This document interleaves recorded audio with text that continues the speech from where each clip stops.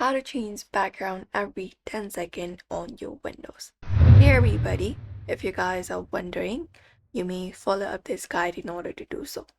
So first of all, when you head over to your settings, and from there head over to personalization, and then go over to background, and from here look out for personalize your background, drop it down, select slideshow, and when you do, here you'll be finding that you can change your picture during these times.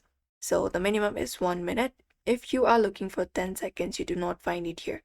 So we need to set it up. In order to do so, you can just head over to the search and type in regedit and open up registry editor as administrator, run it as administrator, and then open it up, give allow access. And once you open it up, you should be finding this kind of interface.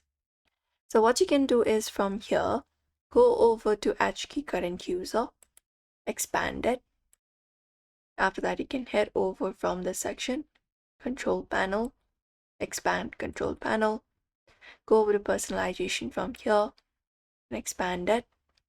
And after that, you need to reach over to desktop slideshow and you will be finding this. Now what you need to do is, and from here, you locate up interval, double click on it, and you need to make the value data 10,000. Look for a decimal, and then you can just go ahead and cross this out, type in 10,000 here, and then click on OK. Once this is done, you can close this up, head over to Task Manager, type in Task Manager and open it up. And once you open it up, you need to just go ahead and locate up Windows Explorer from here and end the task.